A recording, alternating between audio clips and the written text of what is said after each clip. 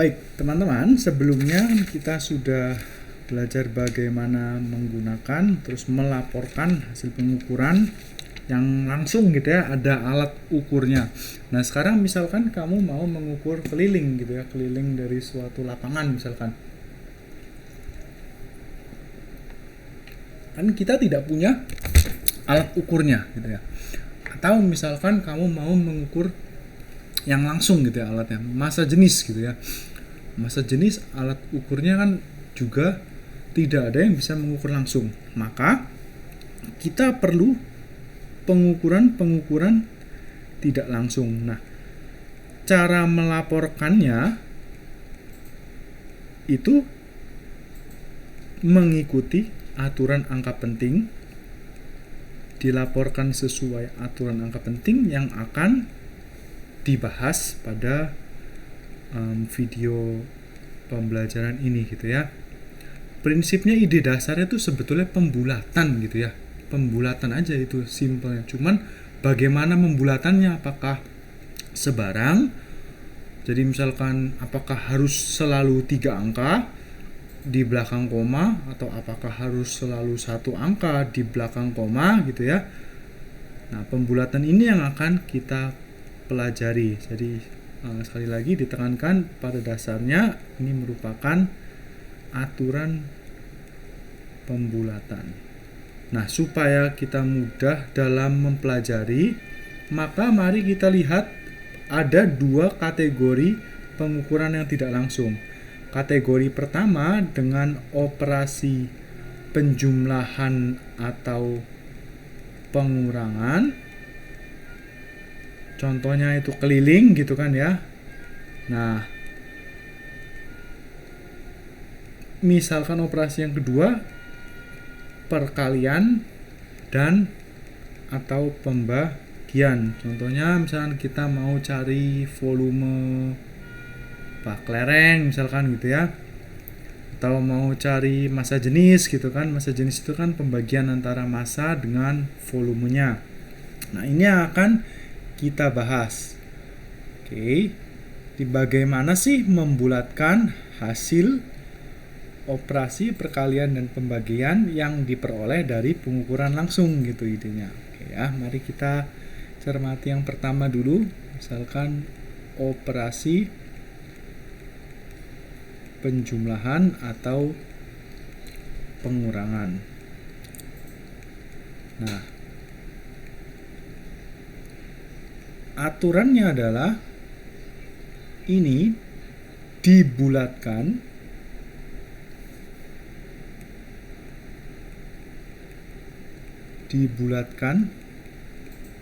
mengikuti angka taksir yang paling sedikit gitu ya. Nah, dibulatkan mengikuti angka taksir yang paling sedikit juga, ini bisa juga istilahnya diterjemahkan dalam bahasa yang lain gitu ya. Mengikuti angka taksir yang paling sedikit ini bisa dikatakan sebagai angka desimal gitu ya. Jadi konsepnya sih angka taksir gitu, tapi supaya teman-teman bisa mudah gitu ya, ini mengikuti angka desimal yang paling sedikit ya. Nah, sekarang supaya paham dengan aturan pembulatannya, maka mari kita cermati contohnya begitu ya. Misalkan kita punya misalkan dipunyai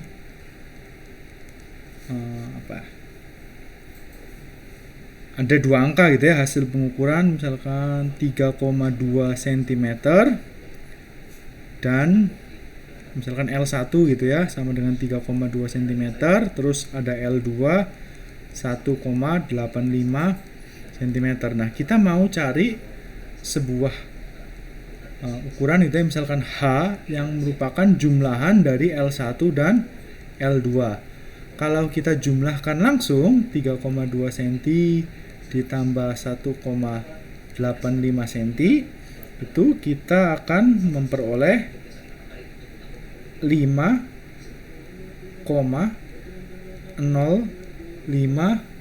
cm.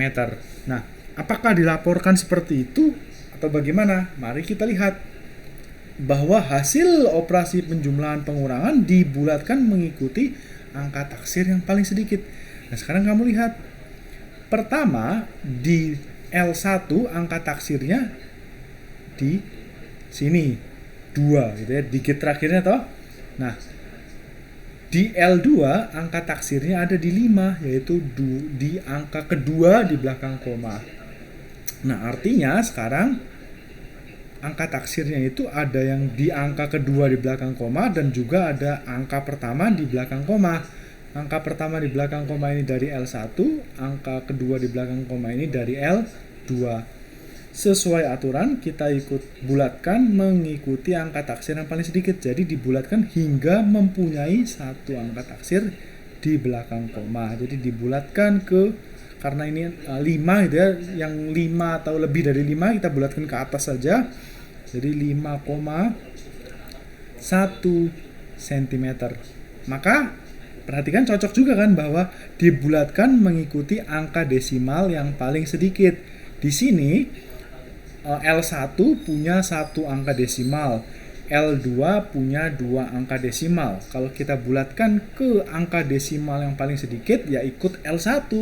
Jadi 5,05 jangan tulis dalam 2 angka desimal tapi ditulis dalam dalam 1 angka desimal menjadi 5,1 cm.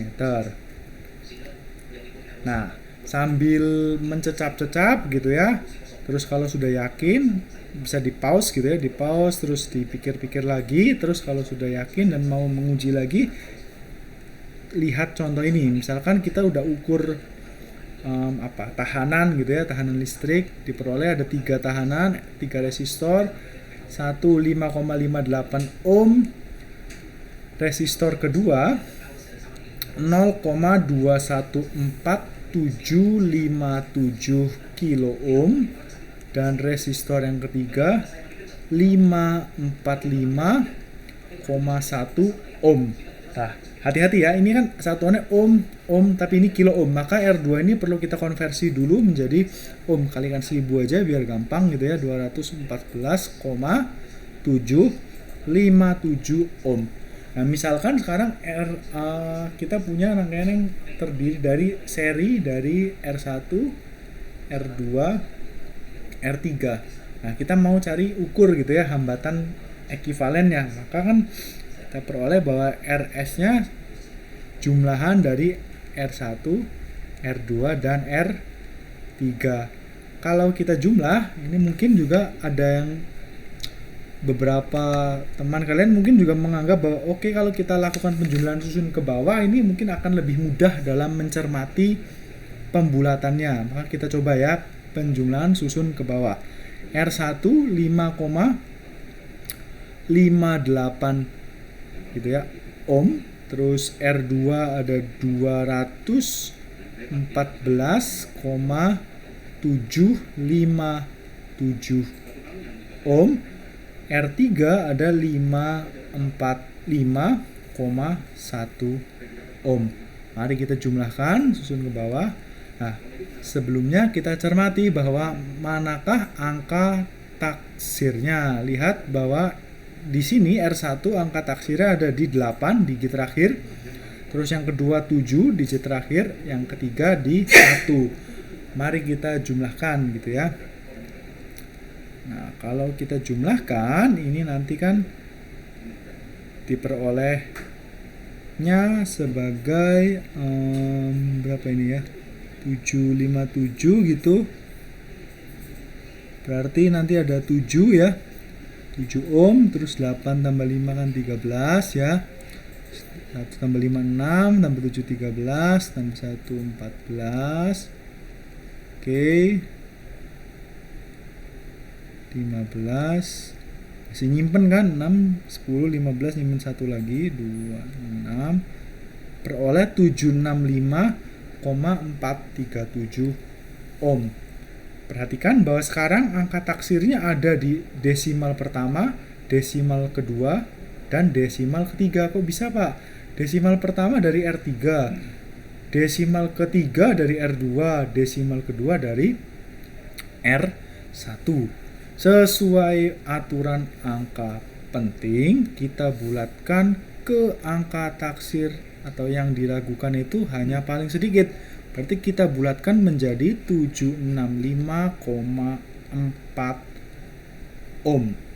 Atau bulatkanlah ke angka desimal terkecil.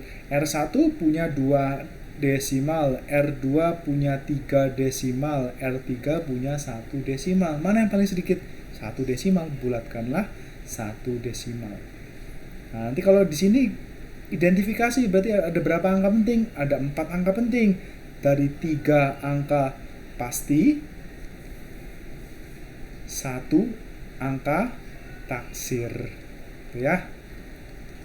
Oke, mudah-mudahan dengan 2 contoh ini teman-teman bisa memahami bagaimana melaporkan hasil pengukuran besaran fisis yang diperoleh dari operasi penjumlahan dan pengurangan. Nah, sekarang teman-teman kita masuk ke operasi yang kedua, yaitu perkalian dan atau pembagian gitu ya. Contohnya tadi adalah volume atau massa jenis gitu ya. Misalkan nih, langsung masuk ya. Bentar, aturannya belum dipaparkan. Aturannya nanti dibulatkan sehingga hasilnya itu memiliki angka penting yang paling sedikit gitu ya. AP itu angka penting yang paling sedikit. Oke, contoh, misalkan saya punya L1 gitu ya, ada katakanlah 2 angka penting, terus L2 kita punya 3 angka penting. Nah, kalau misalkan kita mau cari, misalkan luas gitu ya, adalah L1 dikali L2, berarti kan nanti hasilnya dibulatkan ke angka penting yang paling sedikit, berarti sampai 2 angka penting gitu ya. Nah, maka dari itu untuk lebih paham, mari kita masuk ke contoh soalnya saja. Misalkan gini teman-teman, misalkan langsung ya masuk ke angkanya, misalkan L1-nya itu diperoleh 3,2 cm, terus L2-nya 1,85 cm. Ayo, yakinkan dirimu bahwa L1 terdiri dari 2 angka penting, sementara L2 terdiri dari 3 angka penting. Kalau masih belum yakin, coba kembali lagi ke video identifikasi angka penting gitu ya. Nah, kalau sudah yakin, mari kita hitung luasnya, misalnya diperoleh dari panjang 1 dikalikan panjang 2. Berarti kita punya 3,2 cm dikalikan 1,85 cm.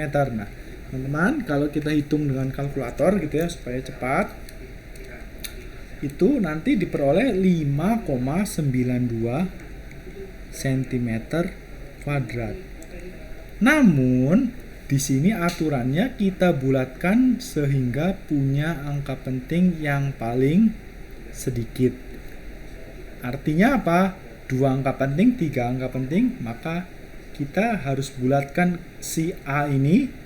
Jadi dari yang 3 angka penting, jadi perhatikan bahwa ini 3 angka penting, kita bulatkan sehingga si luas ini terdiri dari 2 angka penting gitu ya. Jadi A-nya kita bulatkan menjadi 5,9 cm persegi gitu ya.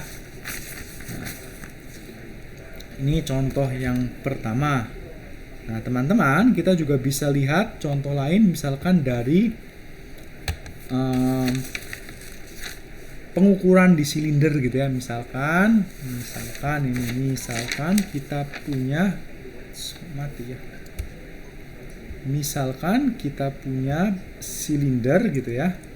Misalkan ada silinder dengan diameter 2,20 cm dan ketebalan atau tingginya 5,1 cm. Nah, hati-hati bahwa nol di sini itu kan hasil pengukuran gitu ya. Karena dia merupakan hasil pengukuran juga angka penting, tapi angka yang diragukan. Jadi si diameter ini adalah 3 angka penting, terus tinggi ini 2 angka penting gitu ya. Nah, kalau kita mau mencari volume, berarti karena 3 angka penting, 2 angka penting, nanti harus dibulatkan angka penting yang paling sedikit kan ke 2 angka penting. Nah, coba kita hitung ya. Kalau kita hitung volume silinder kan luas alas dikali tinggi. Luas alasnya berarti kan pi per 4 dikali diameter kuadrat 2,20 cm kuadrat dikali ketinggian atau ketebalan gitu ya. Sehingga kalau kita hitung dengan kalkulator itu nanti hasilnya 19,38676827 cm kubik. Masa kita tuliskan semua kan enggak ya. Nah, ini pentingnya aturan angka penting gitu ya. Jadi justru nggak make sense kalau kita bisa mengukur volume misalkan sampai seteliti ini. Karena kita mau bulatkan ke 2 angka penting, maka lihat angka ketiga. Kalau angka ketiganya kurang dari 5, kita bulatkan ke bawah. Kalau angka ketiganya lebih dari 5, kita bulatkan ke atas. Nah, dalam hal ini angka ketiganya adalah 3.